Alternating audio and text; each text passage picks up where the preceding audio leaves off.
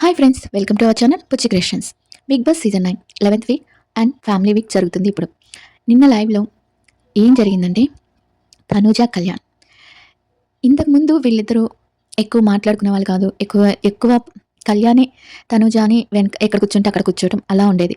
But ఇప్పుడు family week వచ్చి వెళ్ళినాక వాళ్ళ చెల్లెలు వచ్చి వెళ్ళినాక తనూజాకి తన గురించి బయట వాళ్ళ అమ్మ నాన్న బ్యాడ్గా అనుకోవట్లేదు, ఏది పోర్ట్రేట్ అవ్వట్లేదు అని తెలిసాక కొంచెం తను ఫ్రీడమ్‌గా ఫీల్ అవుతుంది అనుకుంటున్నాను కళ్యాణ్ దగ్గర. అంటే కొంచెం ఫ్రీగా మూవ్ అవ్వటం కానీ అలా చేస్తుంది అనుకుంటున్నాను. మీకేమనిపిస్తుందో కామెంట్ చేయండి.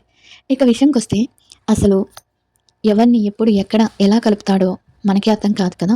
ఎక్కడో ఆర్మీలో కాశ్మీర్ బోర్డర్‌లో ఉన్న ఆయన ఆయన కళ్యాణ్ బిగ్ బాస్‌కి రావటం ఏంటి?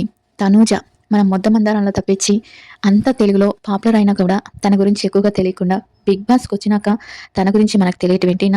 నేను ముద్దమందారం సీరియల్ కూడా నేనెప్పుడు చూడలేదు. బట్ అంటుంటే వినేదాన్ని. బట్ నాకు తనూజ బిగ్ బాస్‌లోనే తెలిసింది బాగా. అంటే తన క్యారెక్టర్ అది నచ్చి నాకు నచ్చింది. అలాగే కళ్యాణ్ కూడా తన నిజాయితీ, హానెస్ట్ చాలా నిజాయితీగా ఉంటాడు. అలా వాళ్ళిద్దరికి నచ్చారు కాబట్టి వాళ్ళిద్దరి మీద వీడియోలు పెడుతున్నా. కానీ వాళ్ళు ఇవాళ టిఫిన్ తింటూ ఒక చిన్న కాన్వర్జేషన్ జరిగింది వాళ్ళిద్దరి మధ్య. అది వింటే చాలా నవ్వొచ్చింది నాకు. అంటే డెస్టినీ అనేది ఎంతవరకు తీసుకెళ్తుంది విధి అనేది అని అనిపించింది. అదేంటంటే కళ్యాణ్, తనుజ కూర్చొని టిఫిన్ చేస్తూ ఉంటారు. చేస్తూ ఉంటే తనుజ అంటుంది, "అసలు నేను నమ్మలేకపోతున్నాను కళ్యాణ్." అంటే ఏ విషయం నుంచి అంటే, "మా ఫ్యామిలీ వచ్చిందా? అది మా నాన్న శ్రేష్ఠాన్ని పంపించాడా? అంటే పాపని పంపించారా అంటే ఇంకా నమ్మలేకపోతున్నాను.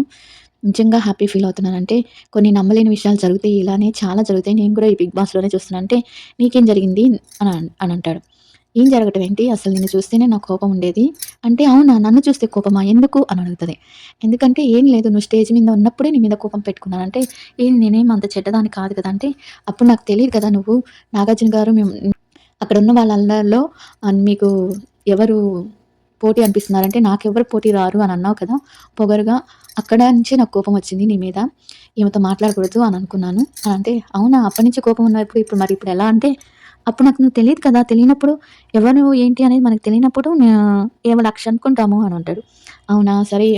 తర్వాత ఇక్కడ బిగ్ బామ్ కూడా నీకే చేద్దాం అనుకున్నాను బాత్రూమ్‌ది. కానీ మళ్ళీ వచ్చి ఫ్లోరా గారు నేను చేయను అంటుంటే ఈమెకెందుకు ఇవ్వకూడదని ఆమెకిచ్చాను అని అంటాడు. ఓహో! ఇంతుందా స్టోరీ అని అంటది తనుజ. అవును అని అంటే, మరి ఇప్పుడేమనుకుంటున్నావు అంటే, అప్పుడు కాదు. ఆ తర్వాత కూడా రీతుతో మాట్లాడాను, సృష్టితో మాట్లాడాను కానీ నీతో మాట్లాడలేదు కదా! అంటే నీ మనసులో నా మీద అంత బ్యాడ్‌గా అనుకున్నావు అంటే, బ్యాడ్‌గా అనుకోలేదు కానీ కొంచెం పొగరు అనుకున్నాను. తర్వాత నువ్వు నాకు హ్యామర్ ఇచ్చావు కదా! అప్పుడు ఏంటి తిను నాతో అప్పుడు కొంచెం నీ మీద ఒపీనియన్ మారింది. తర్వాత ఒక 2, 3 సార్లు ఏదైనా టాస్క్ వచ్చినప్పుడు కళ్యాణ్ చాలా జెన్యూన్‌గా మాట్లాడతాడు. చాలా జెన్యూన్‌గా ఆడతాడు. నాకేదన్నా టాస్క్‌లో పార్ట్నర్ కావాలంటే కళ్యాణ్‌నే తీసుకుంటాను అని అంటున్నప్పుడు నేను చాటుగా విన్నాను 2, 3 సార్లు అందరితో చెప్పడము. అప్పుడు నా గురించి ఈమె ఇంత ఆలోచిస్తుందా అని అనిపించింది. అంటే నేనది మామూలుగా అందరికి జెన్యూన్ పర్సన్ ఎవరంటే అలా ఆలోచించా. అంటే ఇలా చాటుగా కూడా వింటున్నావా అంటే, లేదు తెలుసుకోవాలి కదా! నా గురించి మీరు ఆలోచిస్తున్నప్పుడు మీ గురించి నేను తర్వాత ఇంకా మన ఇద్దరికి ఆ టాస్క్ తర్వాత తర్వాత నువ్వు నువ్వు నాతో అందరితో మాట్లాడుతున్నావు. అందరితో మాటలు కలపడం అసలు నీ జెన్యూను అసలు నువ్వు నాకు చాలా బా నచ్చేసావు అని అన్నాడు. అవునా? ఆ! అవును. నేనొక మనిషికి 100 ఇస్తాను చూడగానే. అది బిలో అవుతుందా? హై అవుతుందా? తెలీదంటే మరి నాకెంత ఇచ్చావు అంటే నీకు కూడా 100 ఇచ్చాను. బట్ ఇప్పుడైతే దానికి రెట్లు రెట్లు పెరిగిపోయావు నా దృష్టిలో నువ్వు అని అంటాడు. నవ్వుతూ ఉంటుంది. అంటే ఇప్పుడైతే మారిపోయింది కదా! అంటే మారిపోవటం ఏంటి? ఇంకా ఎక్కువైంది. కానీ నేను అప్పుడప్పుడు అనుకుంటుంటాను అంత ద్వేషించే అమ్మాయిని ఇప్పుడెందుకు ఇంతలా ఉన్నాను అని అనిపిస్తుంది. అంటే ఇండైరెక్ట్‌గా చెప్తున్నాడనమాట. దాన్ని ఇష్టపడుతున్నాను, ప్రేమిస్తున్నానని. అలా మాట్లాడుకుంటారనమాట ఈరోజు చాలా. అంటే నా గురించి నువ్వు ఫస్ట్ నుంచి ఇన్ని ఆరాలు తీసావా? నన్ను బ్యాడ్‌గా అనుకున్నావా? నిజంగా విధి చూడండి ఎక్కడ ఆర్మీ, ఎక్కడ సీరియల్ వాళ్ళిద్దరిని తీసుకొచ్చి బిగ్ బాస్‌లో కలిపి కళ్యాణ్‌కి తన మీద ప్రేమ పుట్టేలా చేసి, ఏంటో జనాలందరూ వాళ్ళిద్దరు పెళ్లి చేసుకోవాలనుకునేటట్టు చేసి, వాళ్ళిద్దరు పెళ్లి చేసుకుంటే బావుంటుంది.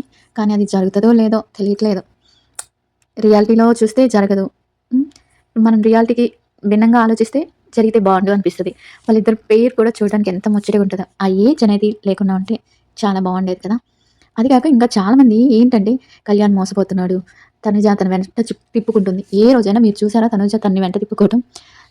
ఏ రోజైనా తనుజ తన్ని వెనకాల పట్టం గాని, తనతో ఆహ్, వరస్ట్ బిహేవ్ చేయటం కానీ ఈ రోజైనా మీకు తెలుస్తుందా? ఎందుకు ఒక అమ్మాయి మీద అలా నిందలేయటం? ఒక అమ్మాయి ఏ అమ్మాయి మీదైనా అలా నిందలేయటం తప్పు కదా! అది అలా చేయని వాళ్ళ మీద నిందలేయటం ఇంకా చాలా తప్పు. ఏమంటారు ఫ్రెండ్స్? తప్పా? కాదా? నాకైతే కళ్యాణ్ విన్నర్ అయ్యి, తనుజ రన్నర్ అయ్యి, వాళ్ళిద్దరూ బయటకొచ్చినాక పెళ్లి చేసుకోవాలని చాలా అంటే చాలా కోరికగా ఉంది. మరి ఈ కోరిక ఎంతవరకు కరెక్టో నాకు తెలీదు. బట్ అనుకుంటున్నాను. అదనమాట ఇవాళ జరిగిన వీళ్ళిద్దరి మధ్య సంఘటన. ఇంకొక వీడియోతో మళ్ళీ కలుద్దాం. Bye friends. And like, subscribe చేయడం మాత్రం మర్చిపోవద్దు ప్లీజ్.